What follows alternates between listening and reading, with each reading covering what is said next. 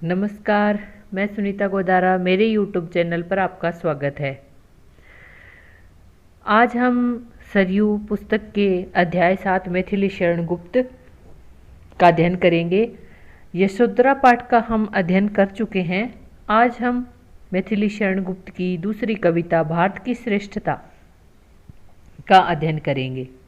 तो चलिए सबसे पहले हम भारत की श्रेष्ठता कविता का पाठ परिचय जान लेते हैं।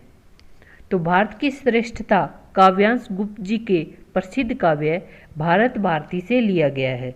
आपको इसी तरह से व्याख्या में भी लिखना है कि प्रस्तुत पद्यांश हमारी पाठ्य पुस्तक में मैथिली शरण गुप्त जी द्वारा रचित भारत भारती काव्य संग्रह के भारत की श्रेष्ठता शीर्षक कविता से लिया गया है। इस तरह से आपको व्याख्या करनी है।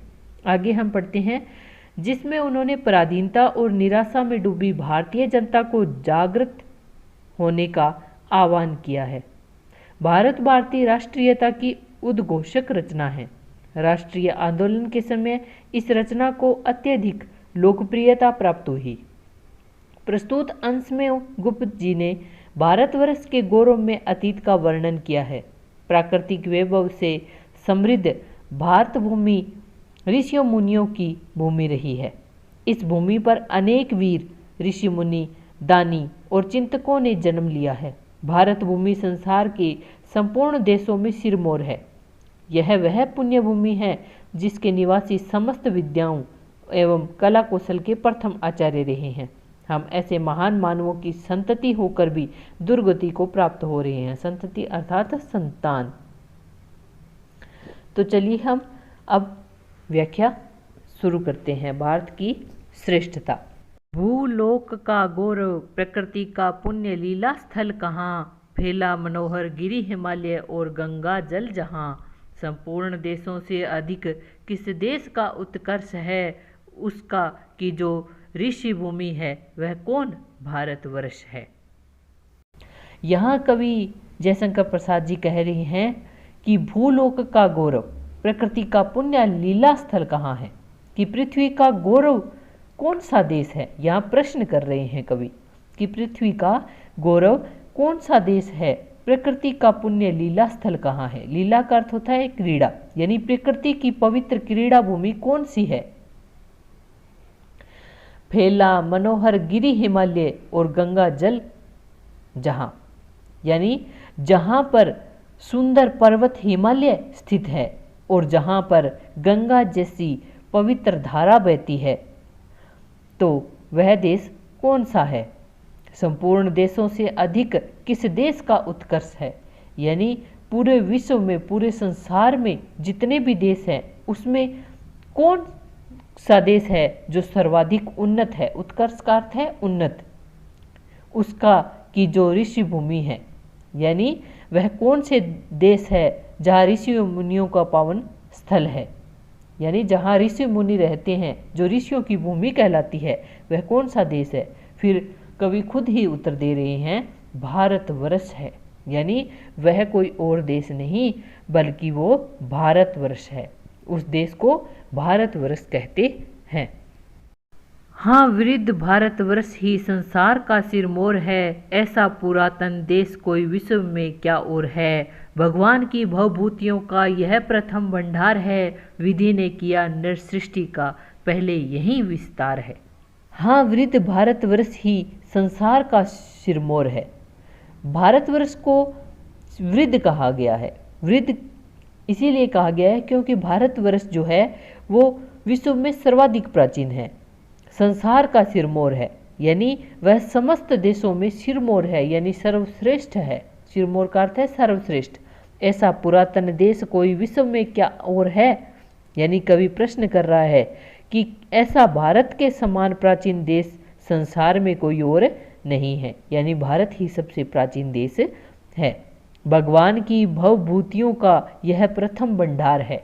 भगवान की भवभूतियाँ, भगवान की भवभूतियों से यहाँ अर्थ है भगवान यानी ईश्वर की का सांसारिक वैभव। भवभूतियों से आशय है सांसारिक वैभव, यानी भगवान की का जो सांसारिक वैभव है उसका जो भंडार है, उसका जो खजाना है वह भारत में ही है। तात्पर्य यह है कि भारत ही एक ऐसा देश है जहाँ पर संसार का समस्त वैभव विद्यमान है, यानी संसार की जो समस्त वस्तुएं हैं वो भारत में मिलती हैं। विधि ने किया नर सृष्टि का पहले यही विस्तार है। यहाँ कवि कह रहा है विधि का अर्थ है ब्रह्मा, यानी ब्रह्मा जी ने सर्वप्रथम सृष्टि की रचना की तो सबसे पहले जो मनुष्य रचना हुई, जीव जंतुओं की जो उत्पत्ति हुई वह भारतवर्ष में ही हुई। सृष्टि का जो आरंभ है वह भारत से ही हुआ था। यह पुण्य भूमि प्रसिद्ध है, इसके निवासी आर्य हैं, विद्या कला कौशल सबके जो प्रथम आचार्य हैं, संतान उनकी आज यद्यपि हम अधोगति में पड़े, पर चिन्ह हैं उनकी उच्चता के आज भी कुछ हैं खड़े।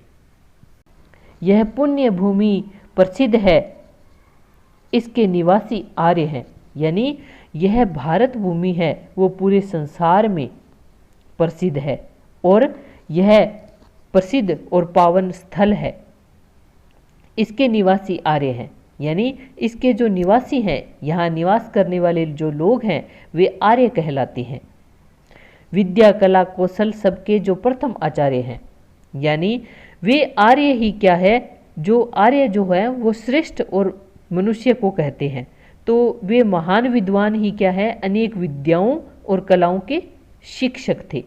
यानी जो आर्य थे वे उन्हें बहुत सारी विद्या और कला कौशल का ज्ञान था। संतान उन्हीं की आज यद्यपि हम अधोगति में पड़े। यहाँ कवि कह रहा है कि वो आर्य जो थे वो पूरे विश्व को क्या है, सुशिक्षित करते थे। अपनी विद्या के द्वारा, अपने कला कौशल के द्वारा वो दूसरों को भी शिक्षा प्रदान करते थे। लेकिन आज उनकी संतान जो है वो पतन में पड़ी है या पतन की ओर अग्रसित है। अधोगति का अर्थ है पतन, पर चिन्ह है उन्हीं की उच्चता के आज भी कुछ हैं खड़े। लेकिन आज भी क्या है, कुछ उनकी श्रेष्ठता और उनके ऊंचेपन की अनेक पहचान है वो संसार में बाकी है। यानी पहले जो नालंदा तक्षशिला जैसे विश्वविद्यालय होते थे जहाँ देश विदेश के लोग हैं वो पढ़ने के लिए आते थे, ऐसा हमारा भारत का गौरवमय इतिहास रहा है। तो उसी को फिर से हमें ऊंचा उठाना है, उसी शिक्षा को हमें फिर से लाना है। इस उद्देश्य से यह कविता है वह लिखी गई है।